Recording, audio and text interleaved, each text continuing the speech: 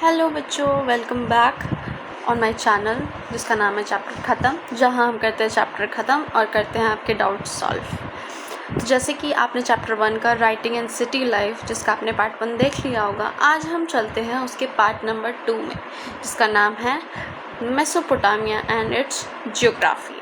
तो हम इसमें पढ़ेंगे किस तरीके से जियोग्राफी बहुत बड़ा फैक्टर बनता है मेसोपोटामिया को एक अर्बन सिटी में डेवलपमेंट के लिए।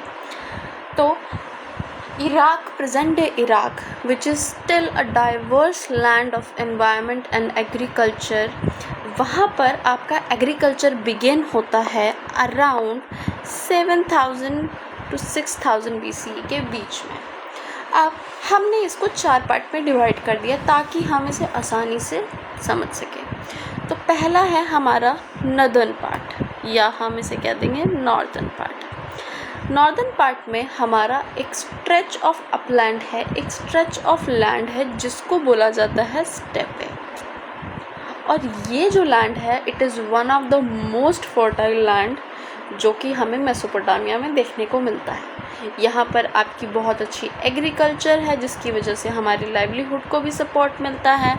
हमारा एनिमल हर्डिंग है जिसकी वजह से हमारे एनिमल्स को हम पाल सकते हैं और साथ में ही हमसे मीट, मिल्क और अदर प्रोड्यूस भी ले सकते हैं। देन हमारा आता है ईस्टर्न पार्ट। ईस्टर्न पार्ट में आपकी जो ट्रिब्यूटरीज है टिग्रिस रिवर की, जो हमने पार्ट फर्स्ट में 2 मेन रिवर पढ़ी थी, टिग्रिस एंड यूफ्रेट, जो कि हमारी फर्दर बहुत ज़्यादा सपोर्ट करती हैं हमारी जियोग्राफी को।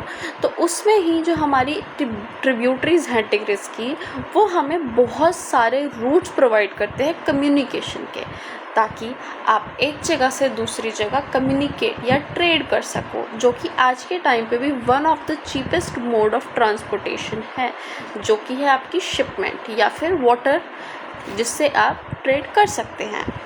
Next is southern part. Southern part में हमारा मोस्टली डेज़र्ट है, और ये जो डेज़र्ट है यहीं पे सबसे पहली सिटीज़ और हमारी राइटिंग और लिटरेसी का एमर्जेंस होता है।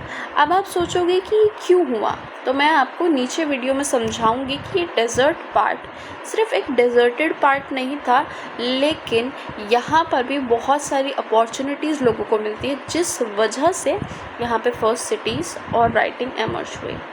वेस्टर्न पार्ट जो है यहाँ पर हमारी ट्रेडिंग सिटीज़ थी, ठीक है, एंड यहीं पे से हमारी यूफ्रेट रिवर भी थी, इस वजह से ये पार्ट भी हमारा बहुत इम्पॉर्टेंट हो जाता है।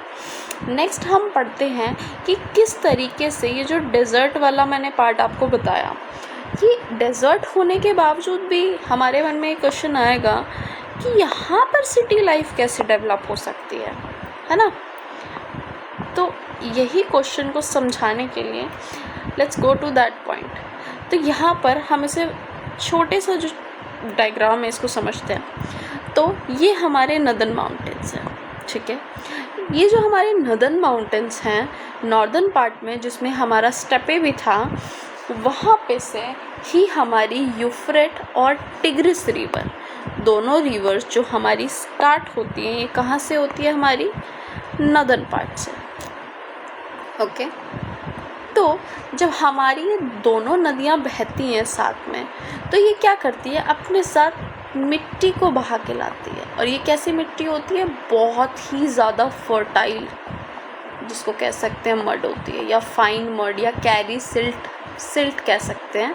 हमारी बुक में सिल्ट वर्ड का यूज़ किया गया है, जिसका मतलब है एक वेरी फर्टाइल सॉइल या फर्टाइल मड कह लो, जिसमें बहुत सारे न्यूट्रिएंट्स हैं हमारे किसके सपोर्ट करने के लिए, एग्रीकल्चर को, ठीक है।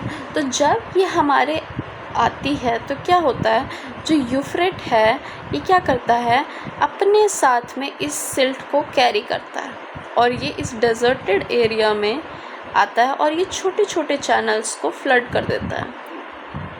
और ये जो चैनल फ्लड होते हैं ये क्या करते हैं, हमारा एक इरिगेशन कैनल क्या होता है, सिंचाई का माध्यम प्रदान करता है, मतलब हमारी जो क्रॉप्स हैं उन्हें सपोर्ट करता है, जो हमारी क्रॉप्स है उन्हें क्या करता है, सपोर्ट करता है।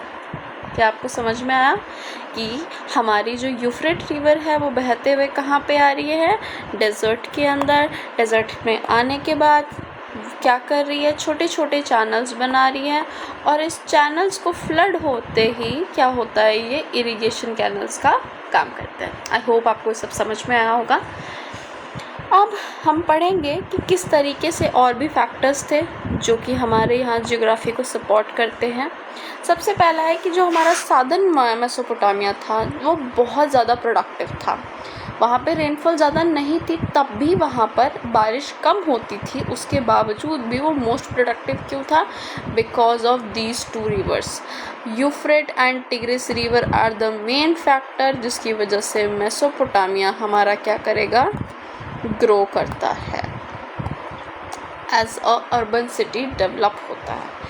नेक्स्ट है नॉर्थ ईस्टर्न प्लेन्स। जो हमारे नॉर्थ ईस्टर्न प्लेन्स हैं और जो हमारे माउंटेन स्लोप्स हैं वो हमें क्या प्रोवाइड करते हैं? मीट, मिल्क एंड वुल। मैंने आपको बताया अगर घास है तो वो पशुपालन कर सकेंगे, डोमेस्टिकेशन ऑफ एनिमल्स कर सकेंगे, और डोमेस्टिकेशन ऑफ एनिमल्स की ही वजह से हमें क्या मिलता है? Meat, milk and wool. Okay और यहाँ पे इस एरिया में हमारे फ़िशेस भी अवेलेबल थी, तो हमें ये भी पता चलता है कि वो फ़िशेस भी खाते होंगे, बिकॉज़ वहाँ फ़िशेस के भी एविडेंसेस हमें मिलते हैं। आई होप आपको ये सब समझ में आया होगा, and thank you for watching the video. I hope you like the video. और ये पार्ट 2 आपका यहीं ख़त्म होता है। हम मिलते हैं next part which is part 3, जिसमें हम बात करेंगे सिग्निफिकेंस ऑफ अर्बनिज्म की। Thank you so much for watching my video.